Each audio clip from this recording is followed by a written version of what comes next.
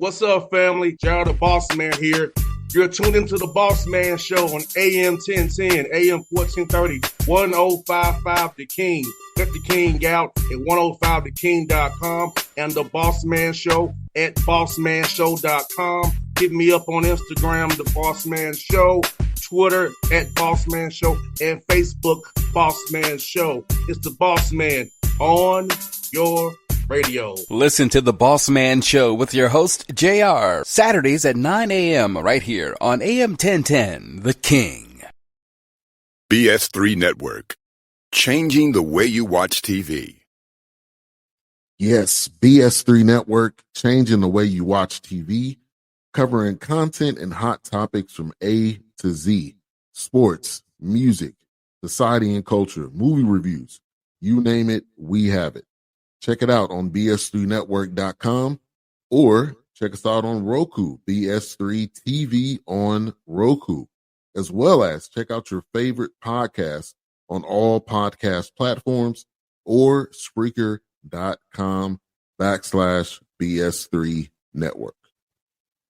You are now tuned to BS3 Network.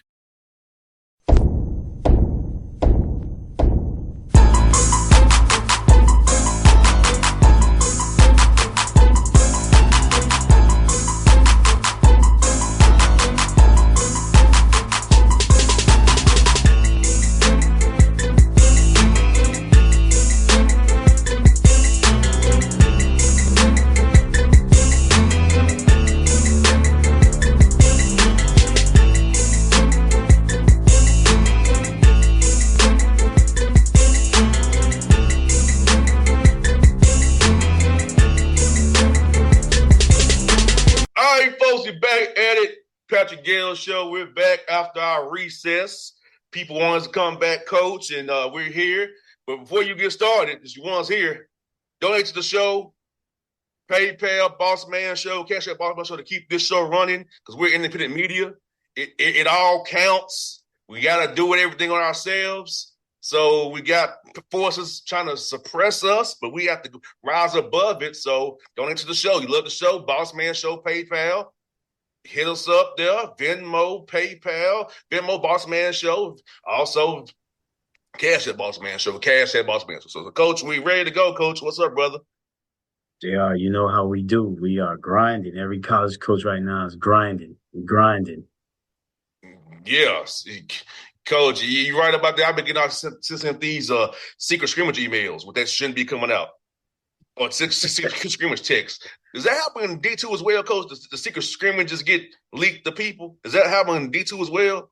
It does happen. I think it happens because more so the players at this level than the coaches. Coaches ain't going to say anything. I think it's more so the players. Well, social media is powerful now. So, the players will do their little secret, messages to come out and. But I will say this, the student athletes want people to come watch them. I think coaches are more worried about people coming to see them early. But I think the student athletes are more concerned about people being there, people being in the stands. So I get it. Yeah, no doubt. I mean, Coach, I received a bunch of texts about secret scrimmages. I'm like, wow. I mean, Not so secret scrimmages now. Or now in the D1 level, they're playing real exhibition games now rather than secret scrimmages. They're playing exhibition games. So, and I think that's a great idea, actually. I think preseason is actually good. It's always better to play, games that may not count, for stats and in the standings, but good film to have. And if you can get an atmosphere, that's even better because you can, see how your new guys or your freshmen can respond in those atmospheres. Yeah, Coach. And Coach, for you, man, are the guys sick of seeing Royal blue and gold right now? They want to see somebody else. I'm sure that's getting to the point of I'm tired of going against you every day. I mean, I'll say this: we've had some really good practices, just in guys competing against each other, and I think we have the right mindset. And you have to not be comfortable in order to grow. So I think, you definitely want to see another opponent, but like I tell my guys every day, man, you gotta be able to make it about the process, make it about the work, and not, concentrate on the result and not concentrate on, you know, well, it's going to be leading up to a championship game or it's going to be leading up to a rival conference game. You got to enjoy the daily, day to day monotony of weights, workouts, film, practice, recovery, pre practice treatment. If you don't attack that, then it's going to hit you when you least want it to hit you. But if you are about that and about that process, it's just like a class. You're in a class, you got to make it about doing the assignments. If you got online classes, doing the discussion board assignments, get ready for the quizzes, get ready for the tests or exams, get ready for the midterm, get ready for the final. It's got to be about the process of the day to day, because by the time you get to, oh, I got this, big midterm coming or this big finals coming. Well, if you haven't been doing anything throughout the class, it's going to get you. So it's got to be about the process. Coach, you took me back to that e-learn. I used to hate the discussion board, though. I ain't gonna lie. But I did enjoy them taking my exam with my book closed. Like, for sure, I'm going to have my book closed. Really? You can't see what I'm doing. Well, that's how I got my master's, JR. I took a lot of online classes when I was a grad assistant at Tiffin University. So those discussion boards, I made it about the day to day, man. And those discussion boards were easy, man. All you got to do is do the work, read the chapter assignment, do the assignment, and put your discussion get that little reply, and then you develop a little community with that e-learning class, man. So again, it's about the process, man. Too many times people, man, I think what's really hurting in this world, man, too many times people forget about just giving thanks for the day. They want to lead up to a holiday or their birthday or some type of event instead of giving thanks for just being alive and breathing and living today. Yeah, because being above the ground is a great thing, you know. Exactly. Exactly. Because there's people who didn't wake up today, Exactly. whose journey Exactly. ended today, So, yeah, coach, like you were right, man. Like, yeah, now, coach, this is me back in the day because that was when Facebook was kind of college only. I would look at the name and the little groups, see she on Yep. Facebook. Yep. Yep. Like, hey, how you doing with your classmate? What's good? Let's have a study group together. Hey, you taking me back too. That's right. We used to always look them up on that. At that time, it was Facebook. I'm gonna take you back. You remember Black Planet? Hey, now it got kind of scary because you know who was what sometimes. Like, hold on, no, I'm gonna let that one slide. But yes, I have had many meetings on Black Planets. Yes, sir. Yes, sir. Even MySpace. MySpace. Yep. But Yes. I was more of a Black Planet person. Yeah, hey coach, you remember them phones? You had some like the Moco spaces and the dating Yep. game. I used to feel that stuff too. I remember in Oakland, a cougar off that back in the day. The little dating game had T-Mobile on the internet. When they had to go on the internet, the little flip phone, the Motorola. Yes, I remember all that. Hey, Man, these young people, man, they think that we haven't had the game. We weren't MVPs back in the days, and we coach, didn't have coach, championships. coach, you know what my high school thing was, which is crazy now. The Nextel chirper. Remember they was like, Yep. Yep. I had Yep. the Nextel chirper. You had Nextel Chirp. Yep. We would be like, now as a grown man, I'm like, man, we was tripping. It really wasn't cool because we talked to church, but at the time, like you were chirping, like it was at the time it was cool. Right. Now look at Right. that now that was a little bit dangerous. Well, I think young people are gonna look back and say the same things about stuff that they're doing now. So that's why I always say, man, give people a chance to mature and grow, and they'll figure it out. Yeah, no doubt, Coach. But nah, listen, boys be hitting it. But I remember that for real, Coach. Like, because coming off homecoming, when I came homecoming, you did too, Albany State. Yeah, some of the situations talking about them things like, okay. this is I ain't gonna say the professor's name, but my homeboy had a situation where he would lock the door before your class, right? But my homeboy taking his mother to radiation, Mm, and they was running behind. right. This man would let him in class and said that, nah, you were late. And he said that, he said he didn't care. His mother had radiation. He got punched. And we were talking, he deserved to get punched. Because, see, I think that's the problem with leadership, and leaders like some leaders. They don't make room for life to happen. And I know you have your rules, but this man was coming from radiation with his mother, for real. He wasn't making that stuff up. Right. And you say you don't care because you don't care about your class. And I think he could have asked for documentation. That's true. But you just go with I don't care. So I get your classroom, but you can't come with somebody like that. And I do feel like some professors back in Tennessee State and other places too probably overstep their bounds with their power because this is my classroom. No, because I pushed the limit on one professor about my hat. My hat ain't hurting you teaching your class. You might not like it. I went to the dean student in the fast. I'm like, this woman won't let me in class, go wear my hat.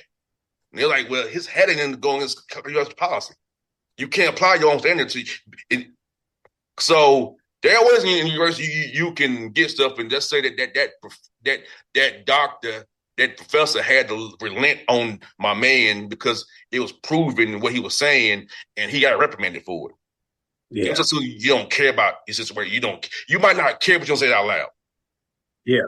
Yeah. Or you just ask for documentation. That's all. But you know what?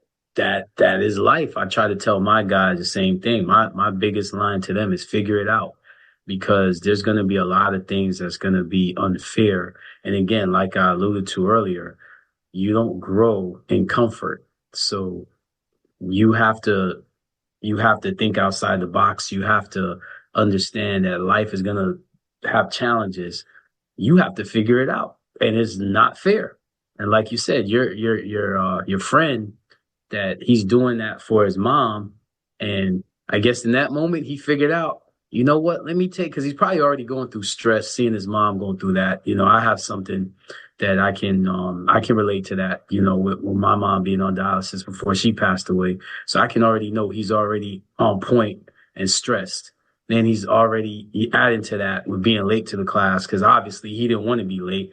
So the professor at that time saying that, he got consequences. The student was given a reprieve because who wouldn't be he's under stress, as you said. His mom battling cancer, radiation. He got knocked the heck out at the door. So he don't care. Because just like you said, I don't care if your mama may die, which his mom bitch did pass away. But that's exactly what he's saying. That's exactly what he was saying. So he got punched for it. Yeah. And that makes you now understand, you put things in perspective in life. And I guarantee you that mom felt bad that he was going to be late for class too, because she could have anybody else take her. She would have somebody else take her for him, in order to go to class. But she knows how important that education is. And I think that's another thing that we need to, let people know about our young people. They're very serious about education. May not seem like it with some of the habits they have, but there's a lot of temptations out there. There's a lot of distractions, but they always, are trying to figure it out. I actually had a young man hit me up that used to play for me that transferred, that is trying to finish up. And he reached out to me to try to get back in school. And I have a lot of those conversations with former players that are trying to get back and trying to finish up, man. So, we need to give young people more credit about how they take and how they value their education. It's the immaturity that is shown, but it's not the motivation. Nobody pays student loans or takes out student loans and pays fees and all these, monies to not graduate. I think we need to stop, when people are not doing things, but they're registered in classes and you use the term, "Well, he's not doing anything." Well, how's so and so? Well, he ain't doing nothing. Well, he's in school. What do you mean he's not doing anything? He's trying to get his education. Just because he's not, doing what you want him to do doesn't mean he's not doing anything. At the age of 18 to 22, you're trying to figure it out, trying to figure out life. So we need to stop being so hard on people that are just trying to figure it out. 100%, and like it's just really crazy. Like I told because I was talking to somebody offline before we got on the call about their issues at their job, and I feel like there are many people in leadership who should not be leaders, who cannot lead at all, who are just in a position. Like like it's just crazy to me, like how people who are managers, supervisors, or what have you, team leads can't lead a damn lightning bug. You know what I mean? And do stupid stuff. But I think leadership is something you either have or you don't. Correct. You can't can't read a book, go to a class, go to coaching. You either have it or you don't. Correct. Leadership is something you come with inherently from your birth, and you can't really you either have it. You can. That's why it's not how because I've been coaching and teams just try to push people to be leadership and leaders and it always fails. Right. Because that's not who they really are. You have to let them be who they are within the ecosystem and that find their way. Some people are leadership by example, by mouth, by actions, or whatever. I was more of a action on a team because I knew if I said something, because you know how I talk, coach, it might hurt feelings. So I said, let me just lead by what I do. Because I know if I say how I really feel, it's going to break somebody's spirit. So you have to know how to lead. How do you lead? And if you're a leader or you're just a follower or you're a member of the bus or the cog, per se. And I think that's a problem we have in today's society, in corporate world, sports world. People who are not equipped to lead and lead effectively. I think the leadership is determined by how you affect other people to be better, how you affect other people, how you empower other people. So you can have servant leaders that don't say a word, but they'll do their job and then they'll help you and walk you through your job, or they'll even take the time to help you do your job. I think that the best leaders are the ones in the front lines, taking the most heat, taking the most whatever, being the most accountable. So to me, accountability and being a good servant, to me, shows the best leaders. But the leaders that, like you said, are vocal and like I tell some I tell some of my guys when they're always talking, you want to talk, obviously. You want to communicate, you want to be vocal, which is great. But I'm like, don't say anything if you're not doing the same thing the other team is doing. You know what I mean? Like, for whatever reason, if you can't, if you're rehabbing or if you're trying to get through something and you can't physically do it, your teammates don't want to hear, I call them cheerleaders. They don't want to hear cheerleaders at the time. If you're not doing it right next to me, better you don't say anything, But a good leader is not going to say anything. He's going to do everything. And if he does say anything, it's going to be positive and encouraging. So sometimes I think the problem in this world, and it's at every level, at every position in life, I think we have a lot of either placed leaders or phony leaders. So you have a leadership role because of who you know or who you're related to, or you have a leadership role because you were able to fool people. And I think real leadership gets exposed in times of crises. And that's where you're going to know who the real leaders are. Because real leaders step up. They don't need to be told anything. They just do it. Exactly. And dealing with that, coach, is sometimes you are a leader and you have a team of people who are only used to your way. Do you have somebody who's came from a different way and be like, nah, this ain't really what it is. Right. And a true leader can accept criticism constructively and take it. Because sometimes when you're placed with a group of people, they just used to your way. They don't know other way but your way. And you think you're being a good leader. That's comfort. And the problem with that is you're not going to grow. And if you're competing with innovators, you're always going to be behind. Exactly. And you know what? I talked to the young man about this. He's on his fourth different coach. He says some things about, he told me straight, he said, JR, this coach ain't what I thought he was. Of course. You're in the portal speed dating. But it's like, I play with three other coaches, and there are things I like and I don't like. This coach, like, everything I don't like. I get it. It's the portal era. And it's the portal era. And it's your senior year, and now you with a guy who you really don't like how he does stuff. Here's the downside of the portal era. You get a lot of incentive to come to attend a school and to play. Here's the problem. You got lied to, because the problem with money, the problem with tangible incentives is I can use that to tempt you to take something that's not for you. And I tell people all the time, you have to prioritize what's the most important thing for you. If being led, being mentored, learning and education, that might cost something. It may cost you financially, may cost you physically, may cost your ego. But if you're given everything, you're in comfort zone. So now you may be playing for a program where, hey, we gave you all this NIL. We lied to you, but so what? Because you got all this NIL, you got everything taken care of. We just really needed you because we didn't want such and such to get you. Or we just needed you because we thought we wouldn't get such and such back. Well, they came back.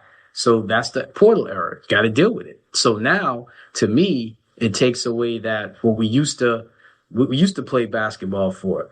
Allen Iverson would have played for John Thompson regardless. You know why? Because when everybody abandoned Allen Iverson, John Thompson was there for him. So Allen Iverson wasn't thinking about no incentives or anything. Allen Iverson was like, that's the man I want to play for. That's what we need to bring back as far as college basketball. Choosing coaches and programs, because you know you're going to be a better man going to that program and playing for that coach. 100% coach. And we'll leave it there, coach. It's Patrick Gayle show. We're back. We're in season mode. I'm about to get travel here today, and coach got some stuff going on. So we're going to work around these schedules being coach got, but we'll be together real soon. More sooner than you people think. Just know that, coach. It's here. It's here, JR. It's here. Yes, sir. So, coach, man, look, have a great practice today and keep it grinding, brother. And we'll get this thing going, coach. We're going to make it work, brother. Always appreciate you. Yes, sir. BS3 Network. Changing the way you watch TV. Yes, BS3 Network, changing the way you watch TV, covering content and hot topics from A to Z. Sports, music, society and culture, movie reviews. You name it, we have it. Check it out on bs3network.com or check us out on Roku, BS3 TV on Roku, as well as check out your favorite podcast on all podcast platforms or Spreaker.com/BS3 Network. You are now tuned to BS3 Network. What's up, family? Jared the Bossman here. You're tuned into the Bossman Show on AM 1010, AM 1430, 1055 The King. Let the King out at 105theking.com and the Bossman Show at bossmanshow.com. Hit me up on Instagram, The Bossman Show, Twitter at Bossman Show, and Facebook, Bossman Show. It's the Bossman on your radio. Listen to The Bossman Show with your host, JR, Saturdays at 9 a.m. right here on AM 1010, The King.